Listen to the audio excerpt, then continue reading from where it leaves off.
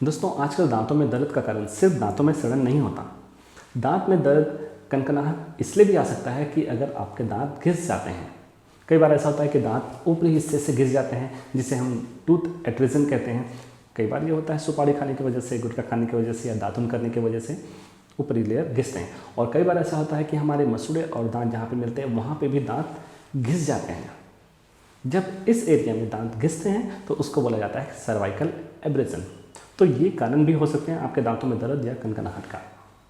दोस्तों, आज के इस वीडियो में हम जानने वाले हैं कि सर्वाइकल एब्रेजन क्या होता है, दांत साइड से क्यों कटते हैं, अगर ऐसे हो गए तो क्या क्या इसके कारण हैं, क्या क्या सिम्टम इसके बाद आपको लगेंगे, दांतों में दर्द होगा, कनकनाहट होगा, और हम इसको कैसे ठीक कर सकते हैं, क्या कॉस्ट लगने वाला है, ये सब आज के इस वीडियो में हम जानने वाले। दोस्तों, तो अंत तक जरूर बने रहिए। मैं डॉक्टर दुर्गेश वर्मा आप लोग का स्वागत करता हूं आप लोग के अपने YouTube channel dental doctor Durgesh में। और अगर आप इस चैनल पर नए हैं तो प्लीज़ चैनल को सब्सक्राइब जरूर कर दीजिएगा। जानकारी अच्छी लगे तो एक लाइक भी जरूर कर दीजिएगा। दोस्तों, वीडियो आगे बढ़ाते हैं और जानते हैं क्या होता है सर्वाइकल एब्रेजन।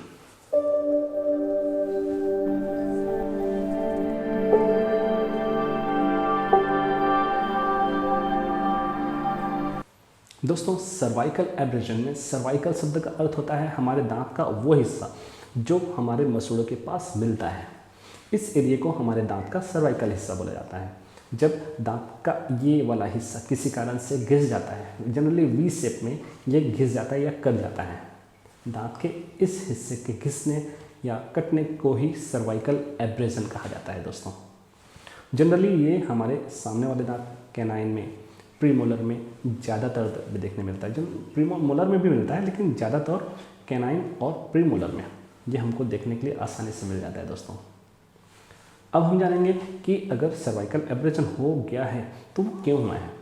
इसका सबसे इम्पोर्टेंट और सबसे महत्वपूर्ण कारण यही है दोस्तों, आपका ब्रशिंग टेक्निक। अगर आप प्रॉपर ब्रशिंग नहीं कर रहे हैं, कई बार क्या होता है हम ब्रश पकड़े और जोर जोर से हॉरिजॉन्टली घिसते जा रहे हैं और हम समझते हैं हमारे दांतों की सफाई होगी।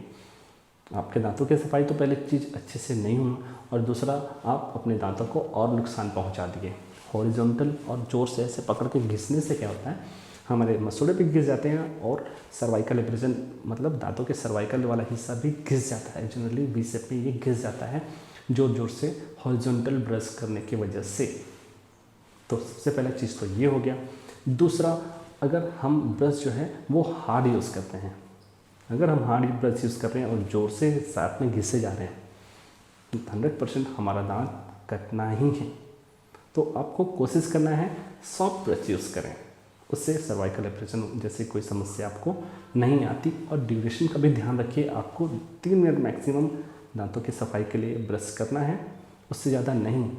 अगर आप ज़्यादा देर तक ब्रश करते हैं, 5 मिनट 10 मिनट तक करे जा रहे हैं, हार्ड ब्रश यूज़ कर रहे हैं और जोर से घिस रहे हैं, तो ये सर्वाइकल एब्रेजन होता है। अगर आप ये तीनों चीज़ नहीं करते हैं तो आपके मसूड़े भी हेल्दी रहते हैं और दांत में भी कोई समस्या नहीं आता। तो प्लीज़ फॉलो कीजिए प्रॉपर ब्रशिंग टेक्निक। अब हम जानते हैं, ये तो हो गया आपको सर्वाइकल एब्रेजन। अब हम इसका इलाज कैसे कैसे कर सकते हैं। इलाज करने के लिए 2 तरीका हम अपनाते हैं। सबसे पहला, अगर शुरुआती अवस्था में हैं तो 2 टाइप के फीलिंग हम वहाँ पे कर सकते हैं। जो सबसे पहला फीलिंग होता है उसको बोला जाता है GIC फीलिंग। लेकिन जनरली सर्वाइकल एरिया में हम अगर GIC फीलिंग करते हैं तो उसके निकलने के चांसेस होते हैं। तो बेहतर फीलिंग यहाँ पे होता है कंपोजिट फीलिंग। कंपोजिट फीलिंग को अगर हम सर्वाइकल एरिया में फील करते हैं, जनरली बहुत समय तक टिकता है और अच्छा रहता है। तो कोशिश कीजिए कंपोजिट फीलिंग इस एरिया में करवाइए। तो सबसे पहला इलाज तो ये हो गया। दूसरा, अगर एडवांस स्टेज में चला गया है तो एडवांस स्टेज में चला गया इसका मतलब ये है कि आपको दांत में सिर्फ कनकनाहट नहीं है, दांत में दर्द भी है, तो हमको उस समय RCT वाले ऑप्शन में जाना चाहिए। क्यों? क्योंकि जब दांत साइड से कट जाते हैं तो हमारे नस खुल जाते हैं।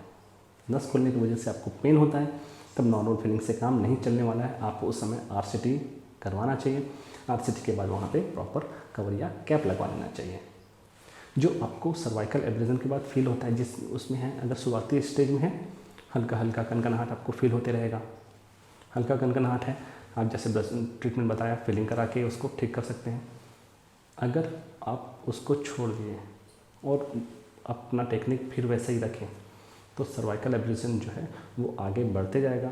धीरे धीरे दांत का पहला लेयर कटेगा, उसके बाद दांत सीधा सीधा नस इन्वॉल्व होगा दांत का और आपको उस समय पेन हो जाएगा। तो सर्वाइकल एब्रेजन शुरुआत में कनकनाहट ठीक आता है सर्वाइकल एब्रेजन में, उसके बाद पेन आता है क्योंकि पहले इनेमल इन्वॉल्व होता है फिर दांत का नस इन्वॉल्व होता है। तो ट्रीटमेंट ऑप्शन वही है, या तो आप फिलिंग करा सकते हैं या आरसीटी और कैप करा सकते हैं। तो ये ट्रीटमेंट ऑप्शन होते हैं सर्वाइकल एब्रेजन के लिए। अब हम बात करें खर्चे की, तो अगर आप शुरुआती स्टेज में ही ध्यान दे देते हैं, दांत कट रहा है आपको पता चल रहा है, हैबिट अच्छे से रख लीजिए, मतलब प्रॉपर ब्रशिंग टेक्निक सीख गए और फॉलो कर रहे हैं, और अगर आप शुरुआत में ही डेंटिस्ट के पास जाके नॉर्मल फिलिंग करा लेते हैं तो आपका लगभग नॉर्मल फिलिंग का खर्चा 500 से 1000 भर के बीच आता है। नॉर्मल फिलिंग का चाहे आप जीआईसी कराइए चाहे कंपोजिट कराइए, लगभग इतने कॉस्ट में हो जाता है। लेकिन अगर आप छोड़ देते हैं, क्योंकि आपको दर्द तो आया नहीं है उस समय, सिर्फ हल्का हल्का कनकनाहट है, और जब आपको दर्द हुआ, नस इन्वॉल्व हो गया, उसके बाद आप ट्रीटमेंट कराते हैं और आरसीटी वाले ऑप्शन में आपको जाना पड़ा, आरसीटी और कैप में, तो ये दोनों का मिला के लगभग 5000 से 10,000 के बीच आपका खर्चा आ जाएगा आरसीटी और कैप का। तो दोस्तों जितना जल्दी आप ध्यान देंगे आपके दांत के लिए भी अच्छा रहेगा और आप अपने पैसे को भी बचा सकते हैं। तो प्रॉपर ओरल हाइजीन का ध्यान रखिए, प्रॉपर ब्रशिंग का ध्यान रखिए। उम्मीद है दोस्तों आज का ये वीडियो आप लोग के लिए फ़ायदेमंद हुआ होगा। अगर वीडियो अच्छा लगा प्लीज़ वीडियो को एक लाइक ज़रूर कर दीजिएगा, शेयर ज़रूर कर दीजिएगा। मिलते हैं अगले वीडियो में, तब तक के लिए धन्यवाद।